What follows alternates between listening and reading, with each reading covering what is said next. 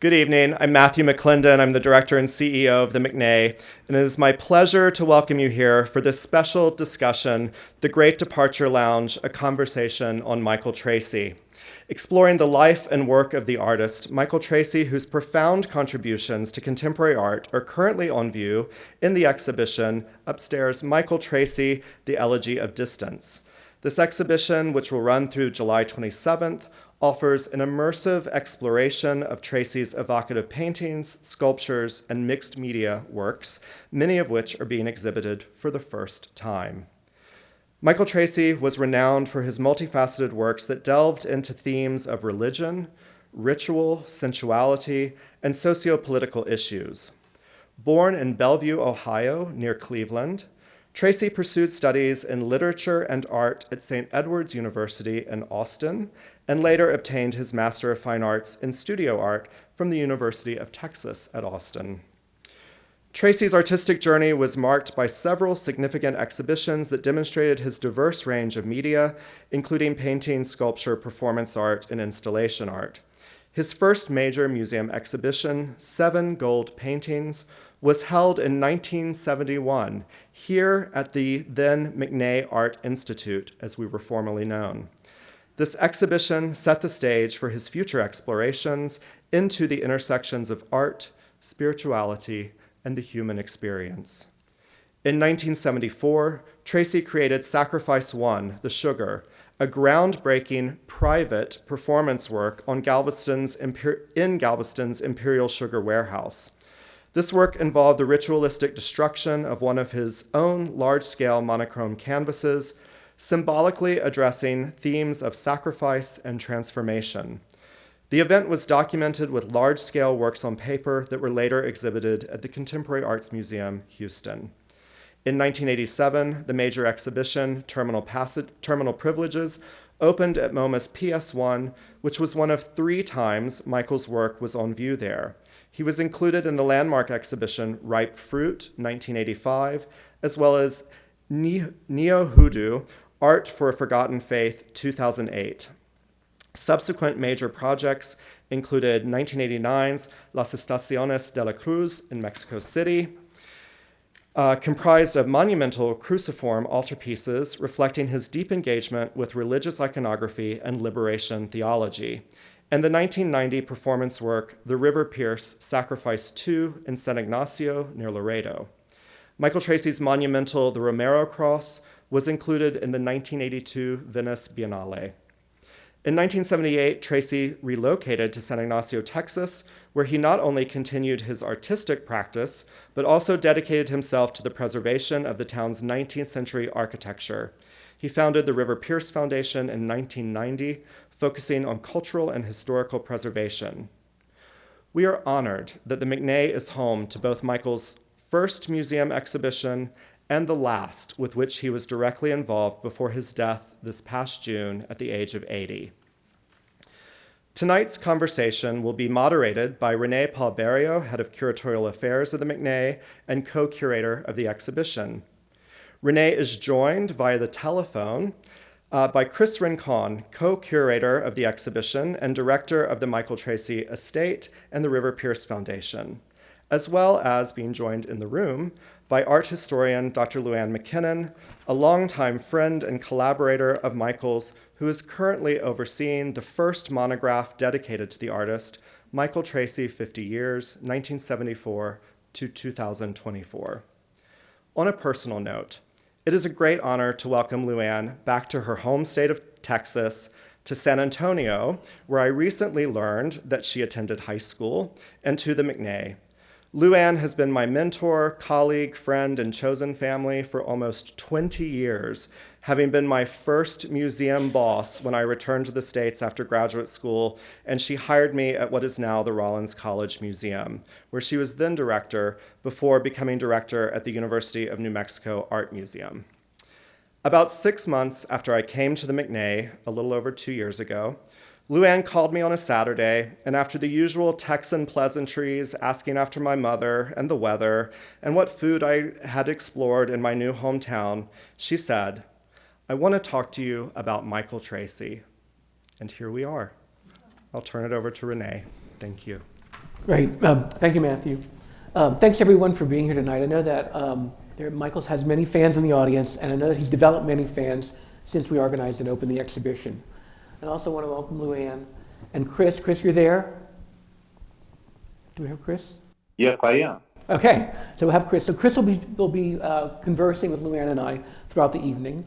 I want to give a special thanks to Sophia Salinas, who is our Semmes Foundation intern in Museum Studies. Sophia put all this PowerPoint and all the multimedia together for us, so I really appreciate her efforts.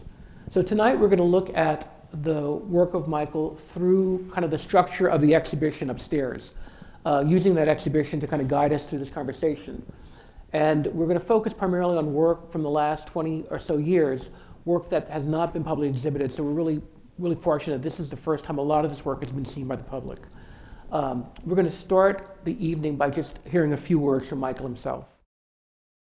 What I liked the most was that it was life on the ground, sort of like here, and very much like Mexico. Cut away all the hot water and air conditioning, architecture, churches and stuff.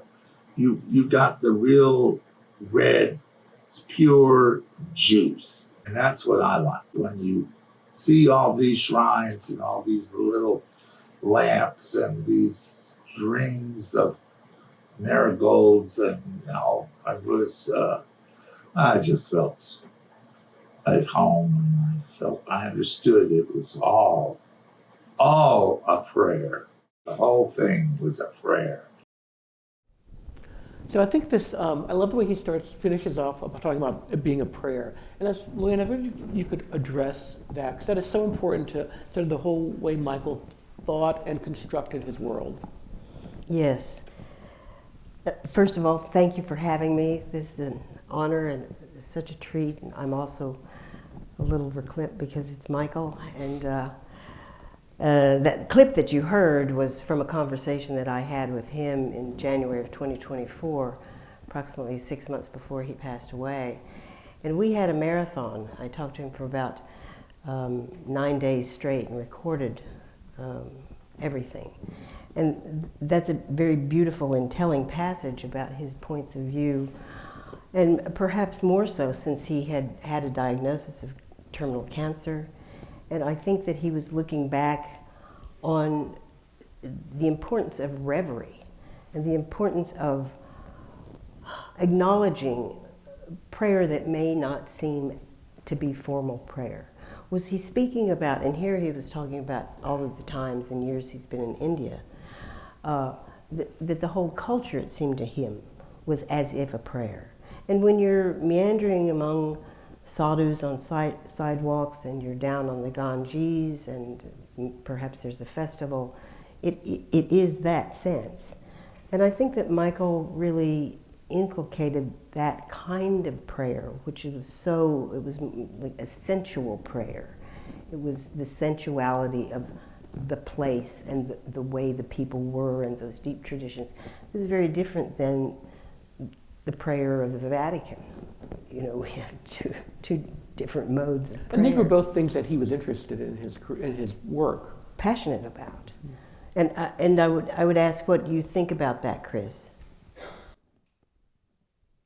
Well, I remember often comparing the realities of Mexico and India and what it was that attracted him to both of those societies. Mexico was something that came to him early on in his childhood because he had learned about it perhaps in a social studies class, and it was so different from where he was growing up in Ohio. And then later in life, it was not until the 1990s that we decided to go on a trip to India. And we realized once we got there was nothing that could prepare you for the onslaught of the reality that was beggars and all the fragrances and smells and sounds and incense. And it was that direct contact with the heart through the senses that made the two of us realize this is what it is to live in a kind of the moments of creation. even though we were coming from a perspective, that was more Western. To us, it just seemed like the act of creation and the creative impulse of the artist and the sacredness of, that sort of engendering. We're talking about geography here, so I want to look at this map. So Michael situated himself sort of in Galveston, Houston area, in the 1970s, was building his career there. And then in 1978, as we heard from Matthew, he moves down to St. Ignacio, right? Clear across the state, onto the border. And what sort of motivated that move? Seemed like a kind of a drastic move.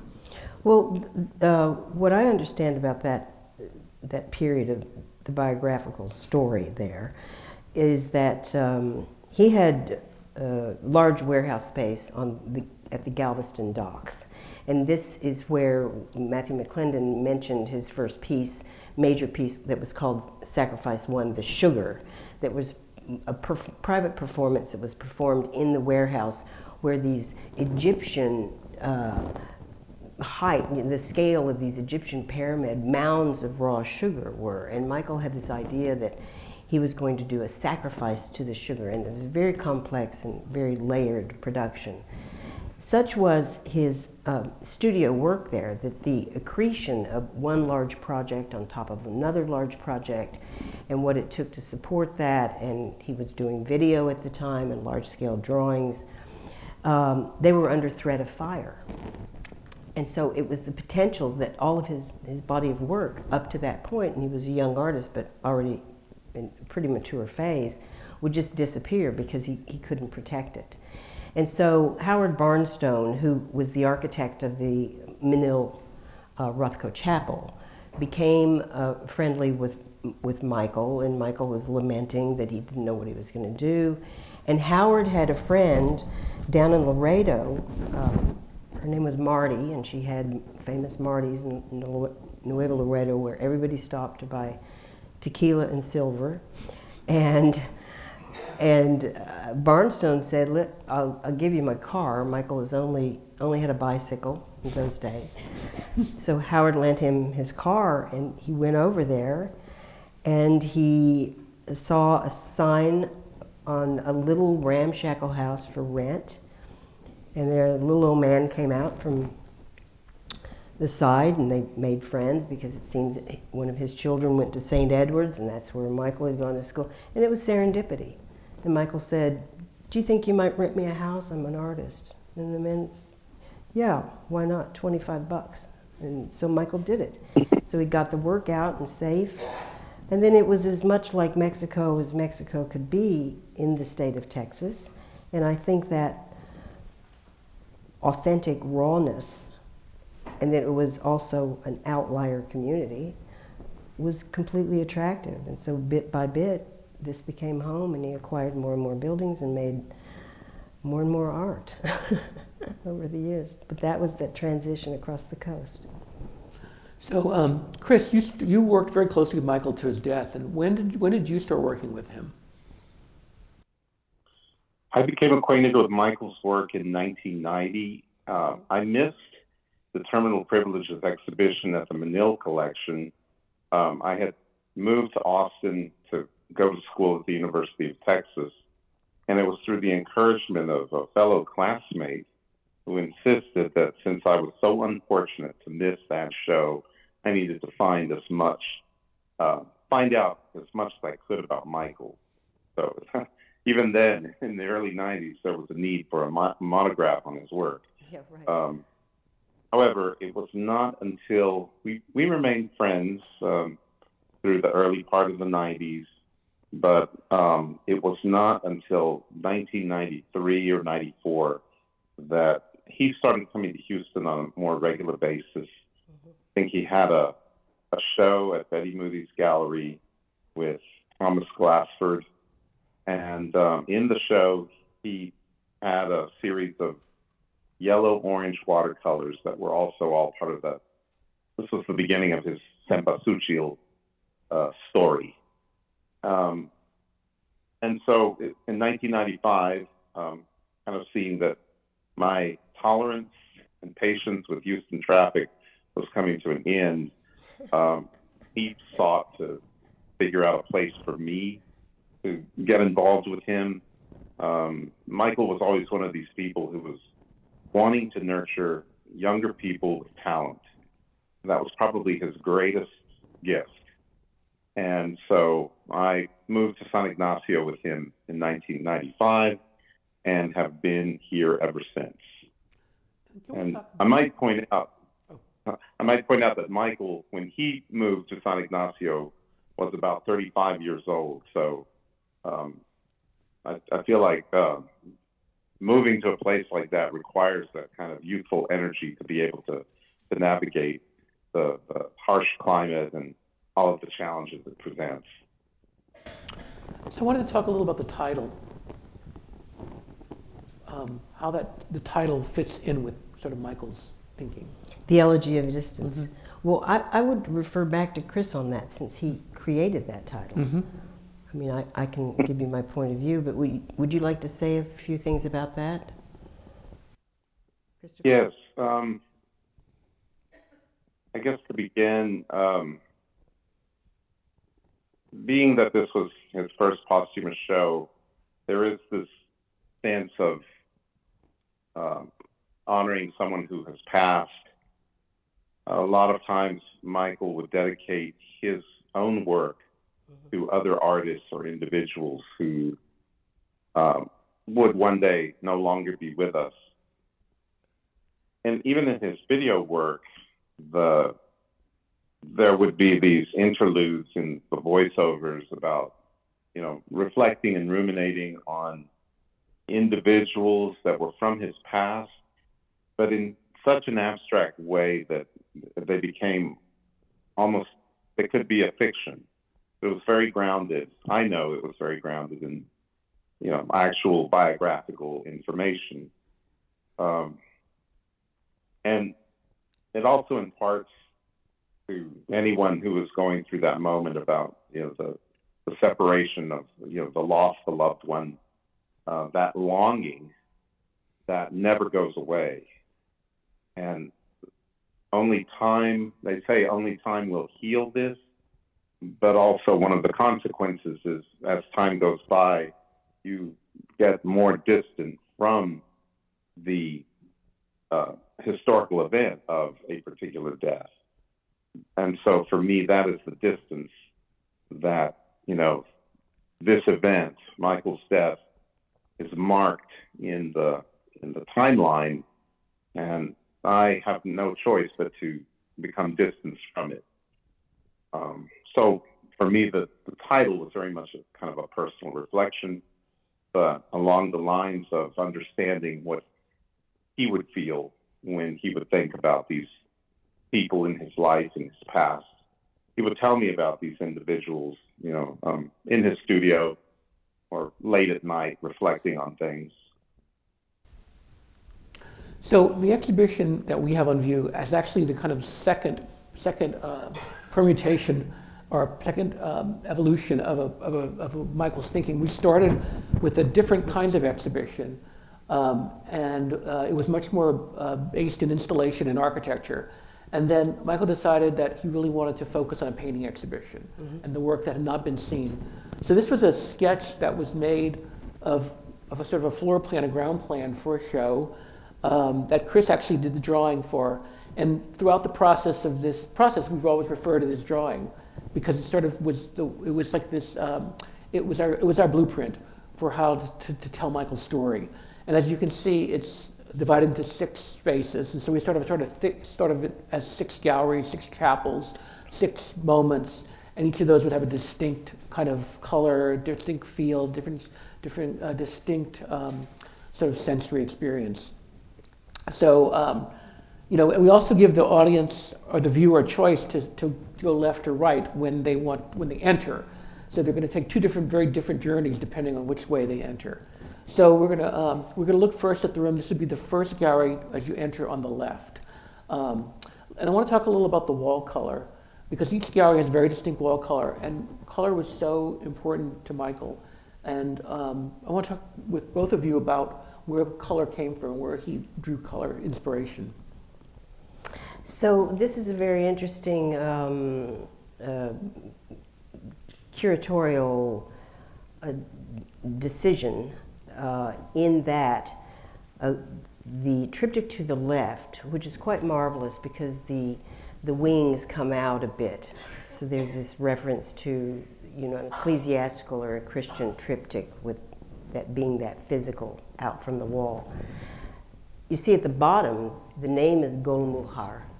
And Gulmohar is a tree in India that really blossoms profusely in the spring and summertime that is that color. And Michael he loved those trees, didn't he, Chris? He talked about them all the time. Yeah. And so then we go from these, you know, the Indian tree to the Mexican garden and the flower sacrifice and the summer garden. So you have this sense of Michael's attention to the beauty of the natural world, these gardens, and the pure color of these gardens, whether it's in India or a Mexican garden that may have been in Guanajuato or a Mexico City. In any case, I think that it's a nice condensed lesson in Michael's attention to pure beauty, because he gives you, maybe through the title, oh, this is Mexican garden, but of course it's not a garden. And he was never a person he was never the type of artist that was going to give you a kind of didactic explanation from title to image. But he has given us an opportunity to imagine the sensuality of that Mexican garden without repeating the Mexican garden. The other thing about this particular room is that we've changed scenes here. Is it the summer garden that's on the back? Right, correct. At this summer garden, was that in India, Chris? The summer garden, The triptych? I think it more refers to the blossoms that come up on the prickly pear cacti in San Ignacio. And so there's this, you know, this recognition of the blossoms of wherever he is. You get a similar palette, though. I mean, is that the saffron from India? Is that the marigold from India? Oh no, those are the blossoms from the desert of San Ignacio. Is that bougainvillea from Mexico City? No, that's the Golomor tree. And so it becomes a kind of personal palette that he used ad lib. I think it's one of the most sensuous rooms I've ever walked into, like bang right off the street. And it's also, what we see here is Michael's type of painting, which doesn't follow a model of what you think nature painting is. It's a particular and unique kind of abstraction. And I think that the kind of abstraction, the way I think about it, and it's evident throughout whatever colors we have. We'll see some really dark paintings too, that they're like a terrain. You know, they're like an incrustation of if we take a plot of land and we bring it up and we put it on the wall, that Michael had this relationship to the earth, and he often made these richly encrusted panels that I often thought of as terrains and sometimes as skins. And the technique he used, a lot of it is pure paint. Pure paint. And then he's sometimes embedding things like plastic bags, or did he put them out? He put them outside, I know, sand, other things would get in them. Well, in the early years, when he first had gotten to San Ignacio and was building up the studio, you know, he just had a compound and it was out in the dirt, and then there's the highway, and he had these gigantic panels out there, and he would let the dirt and the rain and the tumbleweeds come across, and then they'd get grit, and then he'd put glue on, and then stuff would stick, and then there would be some gold, and those would be raised up and dried, and maybe he would work them again. So there's layering and layering and layering and layering. I think what we get with this particular first room, there's also a lot of gel buildup and then pure pigment. And in the center of the room we have this sculptural works, flower sacrifice, which is meant as a sort of a processional, correct? It's like you can lift it and do it.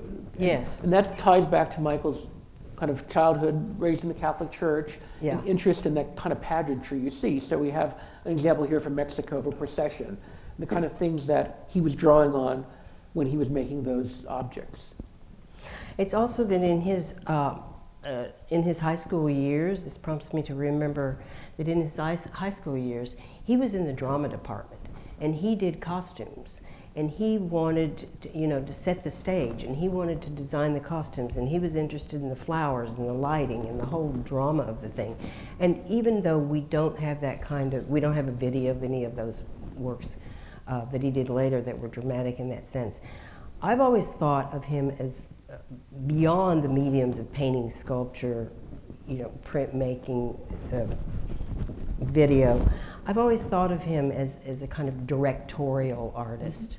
That he can do the lighting, and he can do the silks, and he can cast the bronzes, and he can make the paintings, and he can build the crosses, and then he's going to throw the banquet, and then it's the kind of like Renaissance fair, but he's the one person organizing the whole And fair. orchestrating it. He's orchestrating it all. And he told me that when he was in high school, he was obsessed with costume design and fashion design, and I think that's one reason we see this love of texture and love of rich color, and it does have a tie-in to textile for sure. But yes, and the Good Friday procession was very important. And we see some close-ups of that. Yeah. And you can see how we were able to lift it and carry it. Yes, yes. And then his use of milagros and other kind of folk kind of art references. There's always this inclusion of what one would think of craft as being low art into high art. It's an old debate. And it's also a debate in modernism, the importance of primitivism and modernism that came up, through the attention of especially Picasso.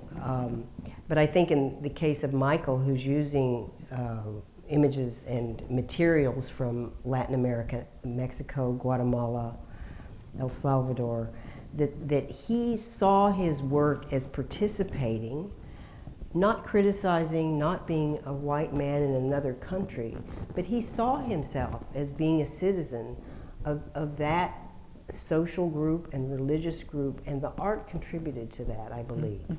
And so there's always this sense of commemoration. Here are the heart milagros. When we talk back about the 1974 sugar sacrifice, as Matthew McLendon mentioned, there was a large monochrome painting, which is a single color painting, that was lifted on a conveyor that was supposed to lift, 2,000 pounds of sugar. But they put Michael put the painting on this conveyor. It was brought forward toward a 3,000-ton mound of pure white sugar emulating a pyramid. The offering then became the work of art. And where we see, and you probably, if you've seen the show, you've wondered, well, why so many spikes? Why are so many nails here? Why are there so many things driven in these things? Like, what's he so mad about? It wasn't that. There's a very long tradition through either the crucified body of Christ or in certain practices, effigies have nails in them. And so Michael is a deeply historical and extremely intelligent and informed artist. And to go back to the sugar sacrifice, each of the spikes, which were hand cast in bronze, had names of significant people. So here's a Schwarzkogler, here's a Sylvia Plath step, here's a Mark Rothko, and so the spikes, in a way, became synonymous with what he felt that art needed to suffer for. It needed to suffer for a higher cause, thus the metaphor of the sacrifice. So here we have something similar on a much larger scale, but we have all these spikes coming out, and they really always refer back to an experience that he had with penitentes in Mexico, and seeing, using the suffering body in a new way. but the body is never represented. We also included never some see that. images from our collection that Yes. include some of the, so like Kathy Vargas' work that includes a milagro, image of a Yeah. milagro. It says this Yeah. is something that's kind of in the culture and Yes. in the thinking, right? Yes. And it can be applied in very many different kind of ways. But Michael's drawn to these kind of craft and folk traditions. There's that, it's made by simple people. It's a long tradition. They're beloved. They're family heirlooms. They're talismans. We have hearts because there's someone in our heart. It's the bleeding heart of Jesus. It's the heart of the Virgin. So on and so forth. Yeah. Now we're going to move to the next gallery. So as you leave that Yeah. room, you enter into this room, which is monochromatic, and it features 2 suites of paintings, 7 paintings each, and then 2 sculpture works in the center. Chris, do you want to quickly talk about those sculpture works? I think we'll see in a minute where they exist or live in Michael's world. Do that and then come back. Yeah, let's see. We can come back to here. So this is Michael's library. So, Chris, if you could talk a little about what Michael's sort of whole environment was like. It was very Baroque. And he incorporated so many different scales of detail in his environment. And usually it was just an accumulation of very many random things. And at a certain point, you stepped back and you could see this kind of poetry that was chaotically organizing itself, like what you're looking at in this image. But the library, the books, are a collection of art books that he had collected over decades of traveling around, and it would all kind of remain in this repository in San Ignacio. And I think this is sort of the third iteration of this library, the third and final one. But the 2 painted pieces, which are called Annunciation and Resurrection. I remember when I moved to San Ignacio, the pieces were unfinished, and they did have this kind of like, they were kind of off in the corner wearing dunce hats and being punished for not living up to his expectations as works of art, and kind of kept them out of view for a while.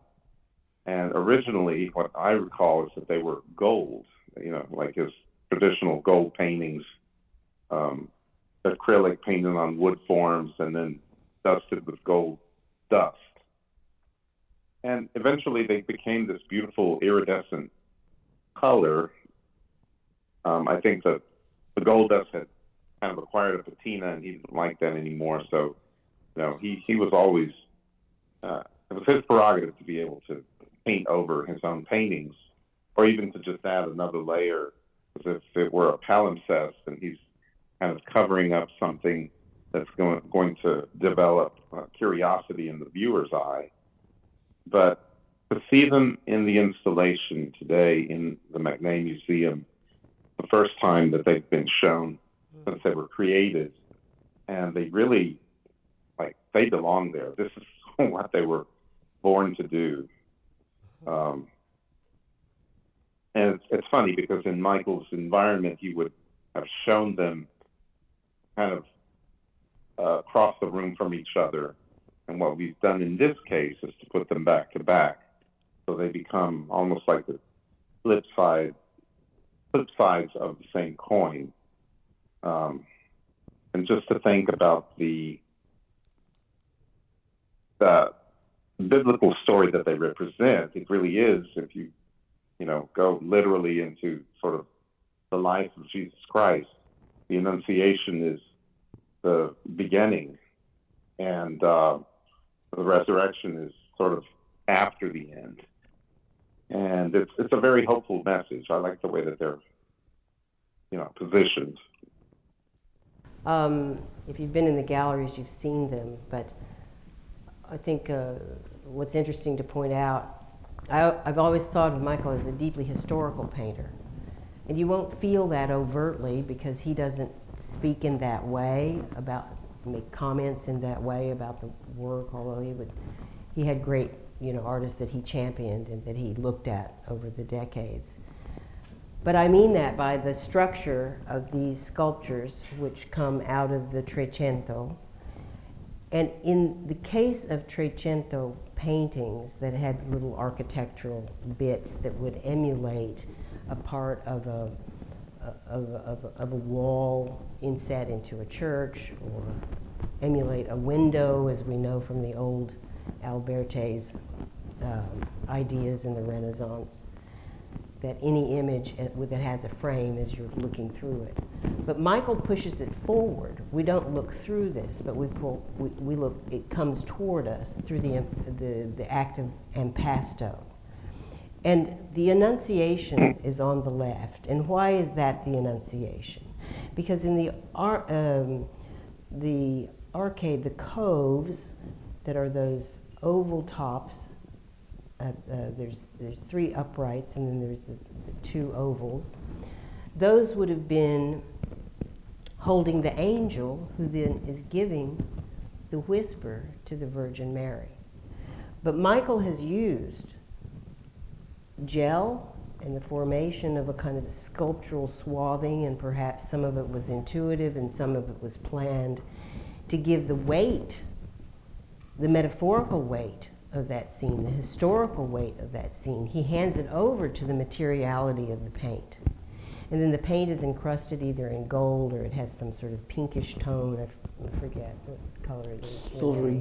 Silvery. Black. And then it becomes an architectural feature of something that was generally fairly flat. Likewise with the resurrection. Crucifixion or resurrection? Resurrection. Yes, resurrection. On the right. Then there is another framework where we have these double columns to create the architectural artifice.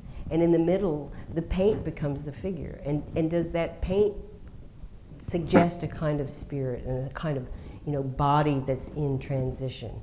He does not give us that overt message. He does not tell us that that's what we have to think. But there is an implication. And Michael was a master at implying it could be that. I'm not going to tell you it's that. But you look at it long enough and you have an empathic reaction to this form that seems to be trying to go through the roof of the architectural artifice, and it's suggestive and it's believable. And it's awful powerful. And in contemporary practice, it wasn't done. And so I just want to link into his, his abiding attention to historical practices and modes. Yeah. And we talked a little about the materials used in making these. I know as we talked about, he embedded a lot of plastic bags. It seems like he really had this thing about plastic bags. You notice them in a lot of the paintings. Well, the slide before, this is a painting called Çatalhöyük. This is a detail from Çatalhöyük. This is a Turkish archaeological site. And Chris was there with Michael when they discovered this. So maybe, Christopher, you should talk about this because it's so exceptional. Yeah, this slide is so beautiful in that the piece on the left, you really get this sense of earthen surfaces because you can see the impressions where his finger or some kind of stick or a cane that he was using to plunge it into the bubble of acrylic paint. That reminds me so much of what it was like to be there in this place. You can't really, it's not a tourist attraction. So for us to, first of all, know about it, it was, I want to say, the site that was discovered in the late 50s or 1960s by British archaeologists, and by the late 1980s, 1990s, it was being taught in art history surveys because of its importance. The symbolism of the artifacts that were found there They ranged from sort of goddess figurines, which were very second. Everyone knows the Venus of Willendorf, and it's a sort of second large female figure. But apparently, this archetype was something that was very important in Charitable, and through its history, I guess would have been Neolithic, from the Neolithic period. And that yet there are no figures of males where you find the masculine energy depicted in the material culture of what's left of this society is in the decorations of the interiors of these spaces. And those were mostly actual cattle horns that were mounted onto the walls like trophies, like hunting trophies that you see today. And all of the construction was a sort of like adobe construction when the home was sort of too old to be continued to be used, and it would begin to deteriorate. It would be filled in with dirt, and another structure would be built right up on top of it because everything's just made of earth. And it's important to understand that to enter these structures, one would enter through the roof and descend by a ladder.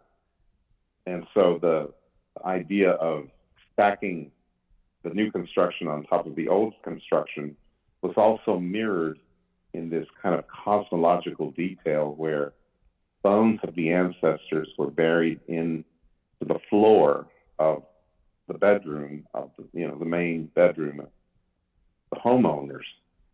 So it's like they were carrying on this tradition, carrying on the lineage, sending upward. And today, the entire site looks like just a big hill. That's what the Huyuk part of this title refers to. Chatal refers to the idea of chattel. It's the same word that chattel comes from. And what happened in this period of the Neolithic era was that bronze became a material that was fabricated and used and traded, and agriculture switched from hunter-gatherer type of foraging to domesticating animals and planting seeds and gathering crops. And of course, the gardeners were all of the women. And in the commerce of that society, it was finally determined after great analysis that oftentimes the gardeners, the women, were also traded along with, in transactions of sort of, Luanne, you used the word dowry the other day when we were talking about it. But being in a place like that and sort of understanding that cosmology, it's something that is very foreign to the Western mind, where we have this practice of detaching ourselves from the dead, imparting a different kind of respect. There is a different space that they belong in, and that this is not a space that we inhabit on a daily basis. And yet for the people of this particular society, death was there. It was very present. In fact, it pervaded everything from their dream life to their waking life. And there must have been some kind of a sense that the trajectory of one's own lineage and heritage was sort of ascension, moving through the universe or through the cosmos. And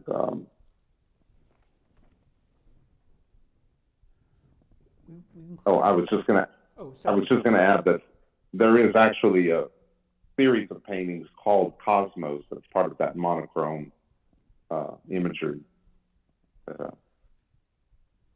We added this particular work from our collection. I know we talked about Michael's use of kind of found things and other materials and how he's linked to a tradition of artists who find things and use everyday materials in their work. And it's a great example, stellar example from our collection that I think we gravitated towards thinking about Michael's process. And another good example of this small Robert Rauschenberg painting about the incorporation of the mirror and the paint and the paper and the rough surfaces and all of the fabric and all of that Rauschenberg included, and that Michael's working in a similar kind of tradition. Yeah, and so this is a very important aspect in Michael's later work, but if we would just go back to that image of Charitable, in which there is a fragment at the bottom here. So I wanted to say a few things.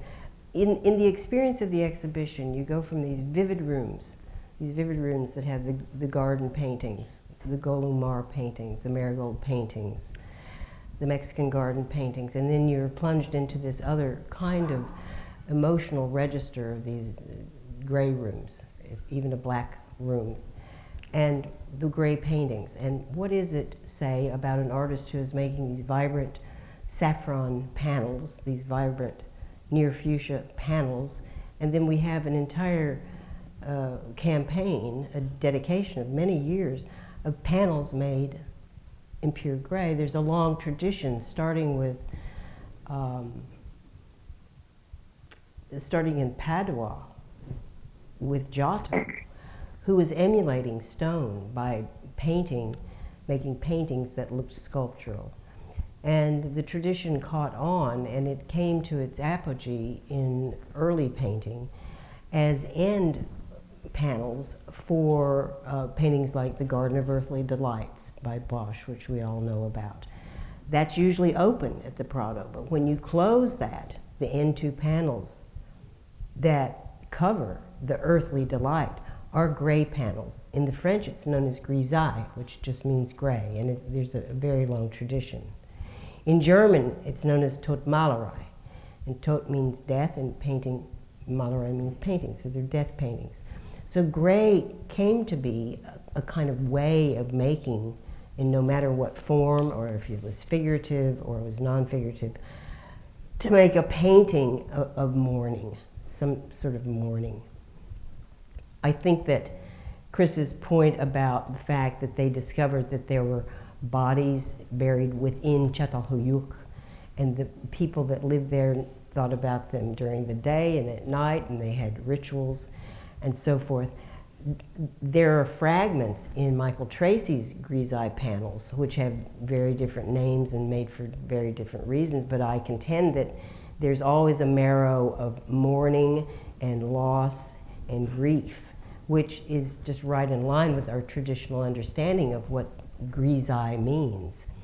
And when you start to see these pictures that have bits of junk coming off of them or plastic, not only was that maybe about some detritus from the site, I think also when these pictures incorporated natural materials like straw and ground stuff, dirt, and Michael used a lot of different kinds of medium, that it was mourning the planet. And he became more active as a border environmental artist, activist artist on the border of Texas and Mexico down in San Ignacio.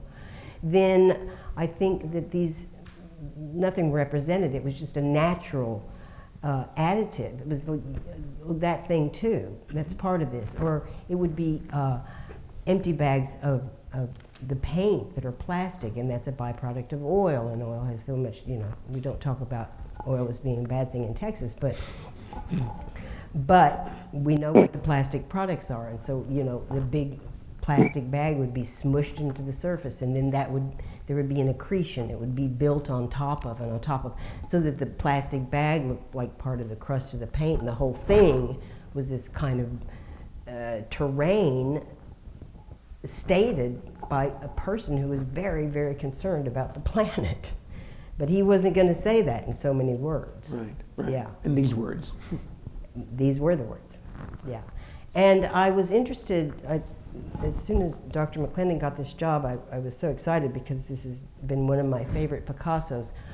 it would seem uncanny that we would put this in the Michael Tracy talk, but the reason I wanted to share my thinking about it with you is that, like all collages of the period, they were made from, bits of stuff. This one in particular made from typical wallpaper and faux bois, fake wood, which was also wallpaper. And then there is a snippet of Parisian newspaper at the top, where I'm not seeing that. Does it say La Bataille? Does it give us that at the top? At the bottom. Yes. The very bottom. Yeah, Le Jeu. Right. So Le Jeu, of course, is French for any number of words. The play, the joke, to be the joker. The idea that collage was play. But then on the other side, or down below, it says, La bataille s'est engagée. La bataille s'est engagée. The battle has begun. And I thought this was very interesting to think about Picasso's inclusion here. Of course, this is about the Balkan Wars. But I believe in Michael Tracy, by using bits of things that are really catastrophic for the planet, he also is saying the battle has begun. And so that's my reasoning for bringing this marvelous McNay into this conversation. Likewise, this early Robert Rauschenberg called Black Male, in which Bob was just pastiching, he was creating space, pictorial space, with flat bits of paper, oil collage, solvent transfer, and mirror, so the person gets reflected back in. And then a layover, abstract expressions, drips. So this is a classic late 50s that's in the collection here. Now, in the interest of time, we're going to need to move a little faster. Let's do it. So we're moving into this more chapel-like experience. Cool. Let's talk a little about the furniture in the room, because it keeps coming. These questions come up about the furniture. Well, I know about it and have lived with it in my own home. But Chris, do you want to talk about the incarnation of it a little quickly and just let people know about the construction of these? Sure. This kind of goes back to the idea that Michael was a directorial artist and that his work was very participatory, and that it's different from appropriation, where you kind of you remove the craft from the craftsman. In this case, he is highlighting the craftsman. He is elevating the practice into his design work. And so I'm not exactly sure why the gravitation toward the grid form. It may have been just a sense of like the purity of it and the way that he was able to kind of use it in its different configurations. But he began by designing grid chairs, and then that led to the chaise design, which you see here. And eventually there were other benches, variations on the chair. And then in 1987, when he began working on the design of the Terminal Privileges show, it incorporated many different scales and dimensions of screens that were used as scrims or room dividers. Not only was it very dramatic in the exhibition, but it was also very aesthetic, high design in the moment during that era. Very successful use of just kind of very elemental form as, simple grid.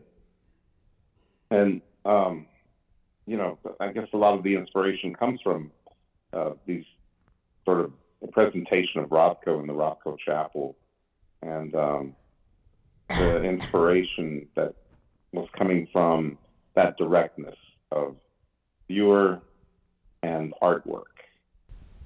So the triptych form, this is a classic altarpiece form. It appears throughout a lot of the work.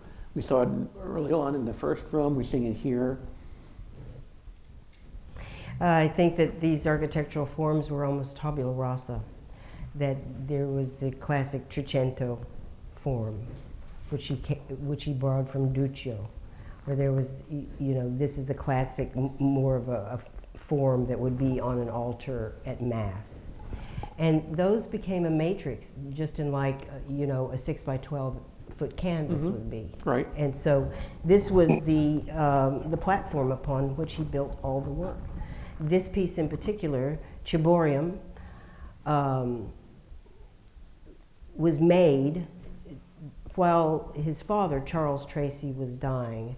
And it's one of the most compact and Baroque of the triptychs. It's a fairly large scale, maybe a 72-inch span. But you view it in the round so you can see all of the attention, the force, the absolute will, the volatility of what is it? The pain of losing the father. What is it? There's so many things that psychoanalysts could read into these things. But this became a form that was used over and over in different ways, and this is one of the most magnificent examples just due to the conglomeration and the Baroque nature of the surfaces. And all of the front things and he back. was able to embed in the surface. Yeah. And here are just classic models from the Met. Yeah. Yeah, and in the way that the craftsmen who were working on the sort of the triptych forms and the sculptural forms that were for ecclesiastical use in the Renaissance, Michael wanted to impart that same kind of a connection between his craftsmen and their craft and his craft. That's what we see here in the Cruz de la Paz Sagrada, where this piece may not have been conceived in this way, that this was how it would end, or this is how it would end up living. But the idea was to keep craftsmen working, keep constructing these little stretchers. He would call these smaller paintings that are attached. Here you see it again in the Cruz La Pasión, which was sacrificed in 1990. So the idea was not to make 1 or 2 or 3 pieces of art. No, we're going to make thousands. And then they will become elements that come together in larger combinations, larger accretions. It's all about the layering and the history that comes together. So there's the craft of it, but go back to, there's the craft of it, but there's also the intention of it. And so what is it about this, Cruz de la Paz Sagrada, number 7? Of course, there were 6 before, and there's a very large one at the Museum of Contemporary Religious Art in St. Louis. Michael had read a report that was on the seat of a bus in Mexico City about the murder of Oscar Bishop Romero, who, while serving Mass, received a bullet through his head. He fell dead. He was a proponent of liberation theology in 1966 at the Religious Convention in Geneva. The problem of iconoclasm was raised up. And how is it that the churches proclaiming themselves to be Christian do not address the issues of poverty, the issues of those who are imperiled by social injustice? How is it that, there is this other brand of Christianity that really is in support of the institution of the church, whereas liberation theology was interested in the institution of the people of the church? And so Michael made a response to that with several of these major crosses, and what's strung from them are handmade little paintings, little tablets, and you wonder, why are these hanging? Some of them hang from bull tails, some of them hang from cords, some of them hang from hair, but they're tabula rasa. They're blank paintings. They're paintings in which perhaps a life could be written on, or perhaps an epitaph, an obituary. And then they're always incorporated with milagros, little handmade, once again, tin, body parts, a heart, a lung, a little person praying, a brain. Does your grandma have Alzheimer's? Well, maybe you'd want to have a bunch of brains in your house. And so these always the tension, as brute and brutal as Michael's work appears, there's always a tenderness of heart, a real interest to address the sufferings of the dispossessed, and especially in the early 80s, the politically dispossessed. And so this is the seventh incarnation of that type of work. So we can talk about the craft of it, you know, the high and the low of it, and of course it comes straight out of the Renaissance, or if you've ever been to St. Peter's Cathedral in Rome, you see, you know, the incredible cross, the Baldacchini of Bernini. And this belongs to that tradition too. It's the poor man's version. And here we were on the river of the Rio Grande in 1990. And when we originally talked about Michael sacrificing a work of art to something that's a higher purpose, here was the penultimate performance of his career, Sacrifice 2, 1990, in which this cross had been pulled through the muddy banks of the Rio Grande by some mules. It had been set on a bier or a canoe. There were people to light the canoe who were wrapped in the Vatican purple silk. This is set on fire. And I forget her name, Chris, but she sang a piece from Wagner.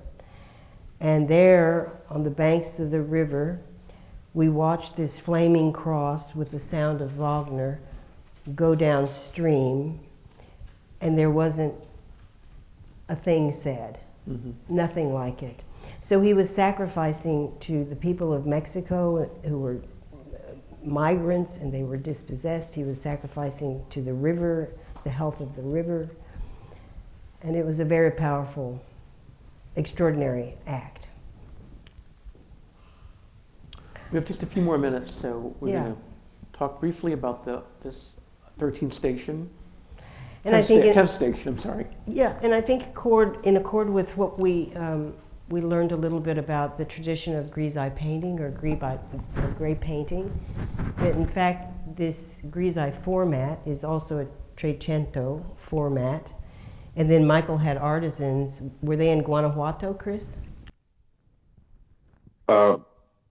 Originally, at this point, when Michael was doing his production in the 1980s, it was only in San Ignacio. So these tin Coronas were made in San Ignacio. Pardon? The tin Coronas. Oh, yes, those he was making in San Ignacio. He had recruited a family of young men. Yeah. And so maybe like 4 brothers. So again, part of another one of his guilds. Yeah. So he had artisans working around him. But there's 14 of these large-scale crosses, this one belonging to a San Antonio collector, a magnificent piece. We know that at the 10th station, this is when Jesus' clothes were ripped from him. Another side of mourning. Michael assigns it gray. And then it's decorated as if it was, you know, the Virgin of Guadalupe. It is sanctified. But it is made in such economic means because you have the terrain, perhaps the terrain of walking to his death, and then you have it sanctified by these traditional Mexican coronas, or the coronas that we would see in Italy, even France. And large scale, this emulated the most important work to him as a young but mature artist, which was the Rothko Chapel in Houston. Yeah. So here we have a depiction of the 14 stations. And the 10th. This was the 10th. And this is the 10th. Yeah. And here we have the 10th. Yes. So in order to get a few questions in, we're going to stop here. Yes. And we're going to see if we have questions from the audience. Of course. I have a question. Hello. Hello? I'm curious. There's nothing in the gallery that explains 2 things relating to the Hindu religion. Both the elephant-headed god of Ganesha, the mover of obstacles, and the Nakshatra incense, which might be burned in Hindu temples. Why were those 2 included in this? We didn't get that far. We need another hour with you.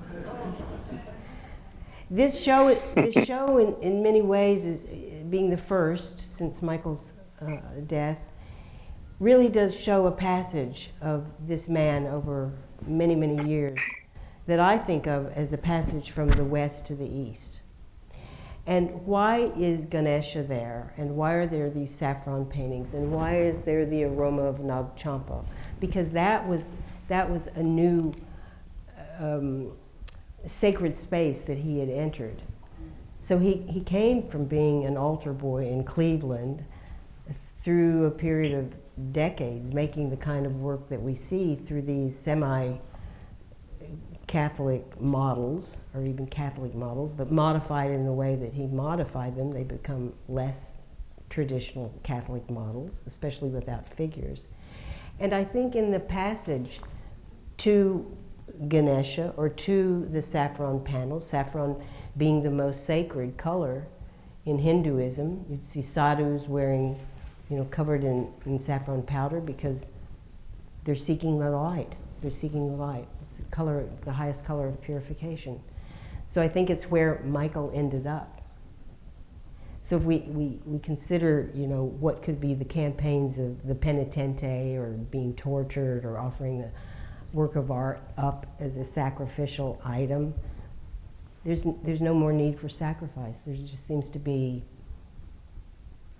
a kind of realm of light and joy. I said, in the later work, which is in the East, there's a realm of just, pure light and joy. And you see that through the pure color that's celebrated through saffron panels, for example. Yeah. Does that answer your question? Thank you. Alrighty, and for further questions, we can bring the mic to you so we can get this person over here. Cameron,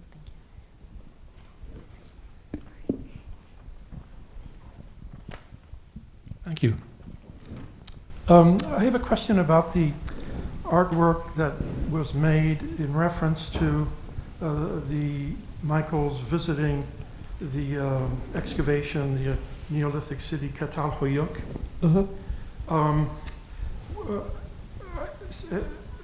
I'd like to know, did he take photographs? Did he make sketches while he was there, taking in that site? Yeah, Chris Rincón would answer that. Yep.